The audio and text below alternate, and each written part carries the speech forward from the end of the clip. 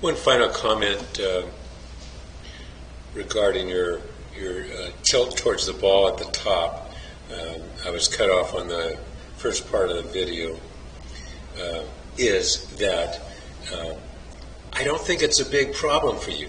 And usually, if people have this tilt, it sets up for a reverse weight shift, where all of a sudden, as they come through, they end up back, all their weights on their back because they got to get behind the ball, and they're flipping this way.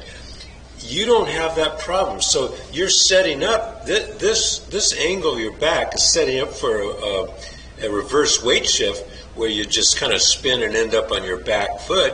You have this world-class weight shift and get around it. So I'm saying that you can get by with that. That's not causing you any inconsistency. Now watch how you turn through. This is not a reverse weight shift. This is a power shift in the right direction. Watch how that belt buckle goes toward the target, and you end up here. Look, you've got all the weight on your right heel.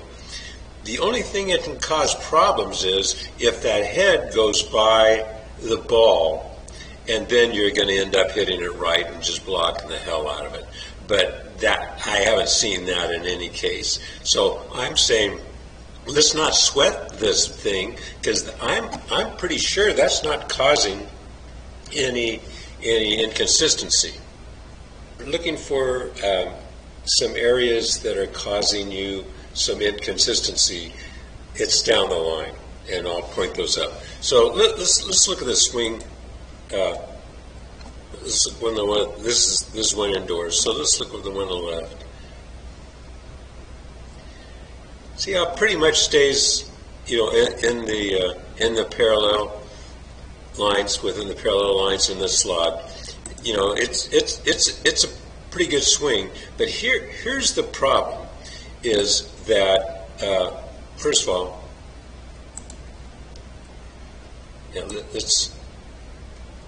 Okay, so let's go through it, and we'll show you. And we'll show you.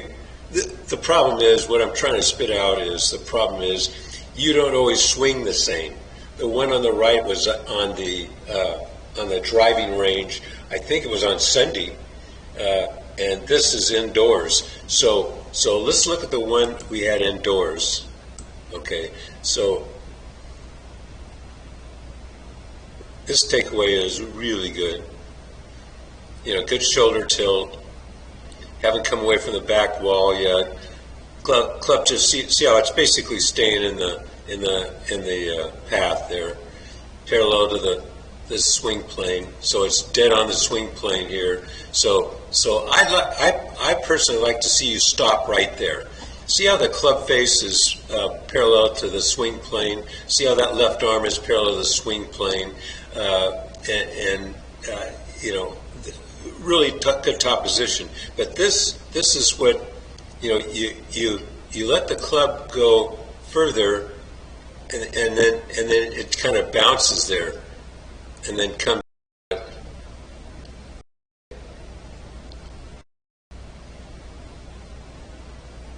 Additionally, we want that elbow a little closer to inside your body, kind of in here. We'd almost want that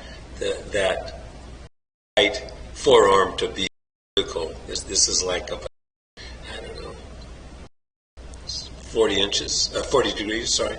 Okay. Well, watch out of the club.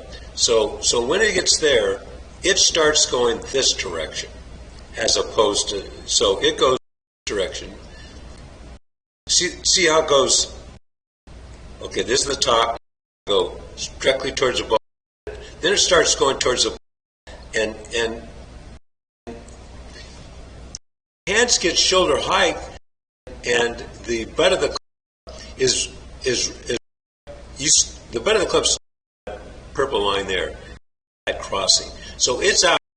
So this is your flat over the top on your swing.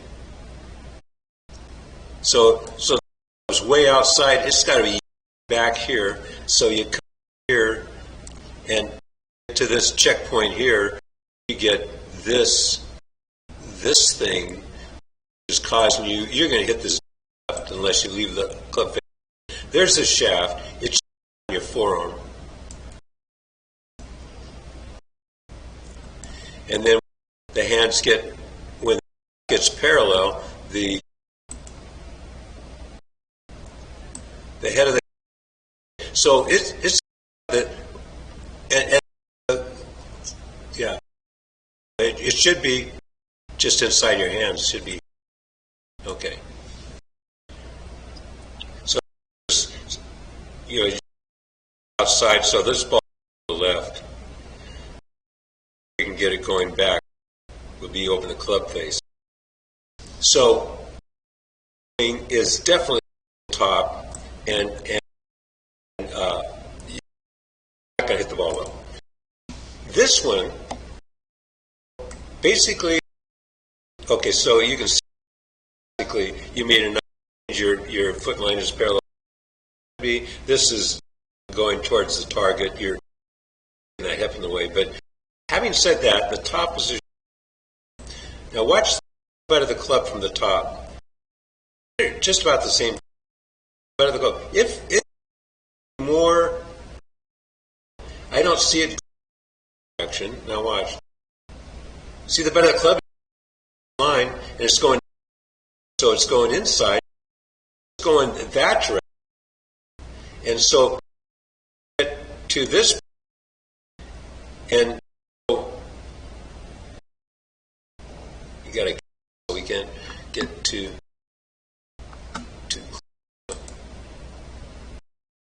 so at this point, whoops, here's the butt of the, I'm sorry, shaft,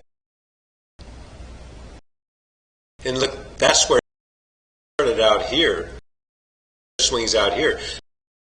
See, this is going to change. These two things are going to change, you know, and it, but you can play with it. Next shot with